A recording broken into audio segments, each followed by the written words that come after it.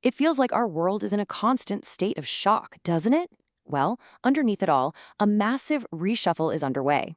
Today, we're diving into the geopolitical conflicts and the tech disruptions that are totally redefining power and forcing everyone, and I mean everyone, to adapt or risk getting left behind.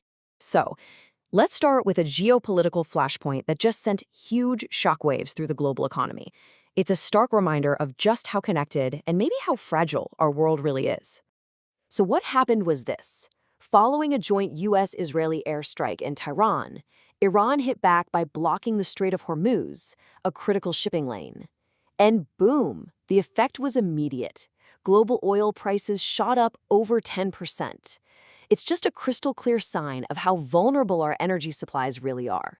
In what felt like the blink of an eye, you could literally see investors making their choice. They dumped high-risk assets like Bitcoin, sending it tumbling, and they just flocked to the age-old safety of precious metals. Gold soared past $5,300 an ounce. I mean, it's a textbook flight to safety when times get uncertain.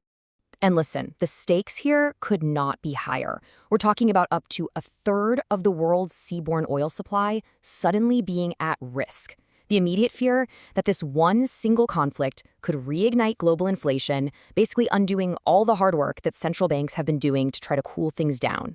Okay, so while all of that geopolitical drama was sending a shock through the system, an even more profound disruption was already rewriting the rules of the economy from the inside out. And that is the AI gold rush.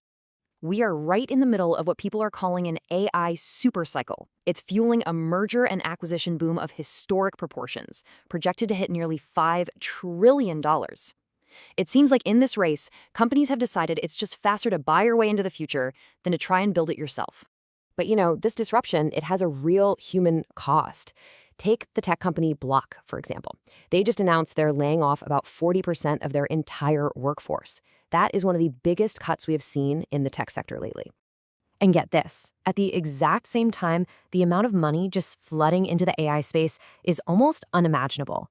OpenAI just secured a funding round of $110 billion. That's one of the largest private capital raises in history. So, this single investment, what does it do?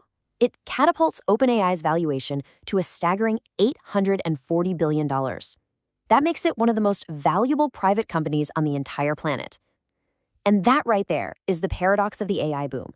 You've got this unprecedented wealth creation happening alongside deep, deep economic anxiety. So how does Jack Dorsey, the CEO of Block, explain this? Well, he's pinning the layoffs directly on AI's new capabilities. His whole argument is that these new tools allow smaller, more focused teams to have the same output as a much, much larger workforce. But, a lot of analysts are looking at this and they're pretty skeptical. They've even coined a term for it, AI washing. They believe what's really happening is that companies are using the AI revolution as a convenient cover story for, old-fashioned cost cutting. And really, the consensus view on the street is pretty clear.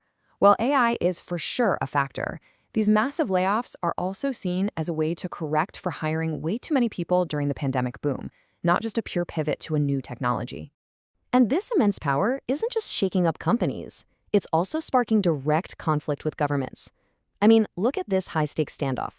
The AI company Anthropic refused the Pentagon's demand for unconditional military use of its models, citing some really serious safety concerns.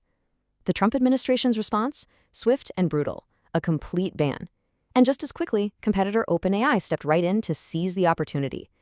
All right, so this whole new era of disruption, it isn't just creating new companies, it's forcing the giants of industry to make huge aggressive moves, and that's sparking these epic clashes for market dominance across the board.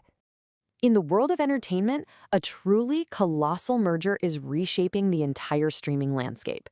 We're talking about Paramount buying Warner Bros. Discovery for $110 billion.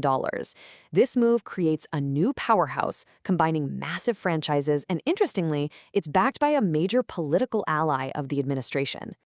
Meanwhile, over on Wall Street, you have this fascinating drama playing out, where a client has turned into a fierce competitor. The market maker Citadel Securities actually hired away JP Morgan's top talent to launch its own competing business. So what did the bank do? It proactively scaled back the services it provides them. It's like a preemptive strike in a new battle for financial supremacy. And then you've got London. After its stock tumbled on fears that AI would make its core data business obsolete, the historic London Stock Exchange is now under immense pressure. An activist investor is demanding a much clearer strategy to turn AI from a threat into a real opportunity. Okay, so we've seen how all these shocks and disruptions are hitting companies and markets.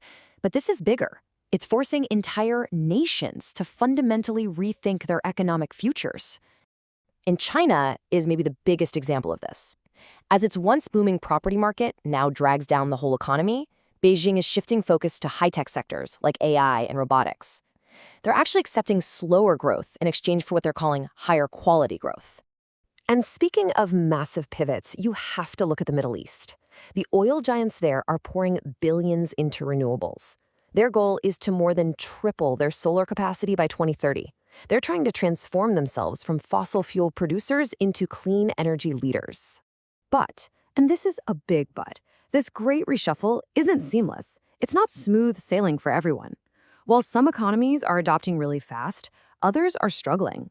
In the UK, a growing crisis has left nearly 1 million young people completely outside of education, employment, or training. It raises some serious questions about who gets left behind in these huge transitions. So what this all boils down to is that we are living through a moment of profound, simultaneous change, driven by both conflict and innovation. The biggest question we're left with is this: as new technologies and old conflicts collide, who will successfully navigate this new landscape and ultimately get to write the rules for the 21st century economy?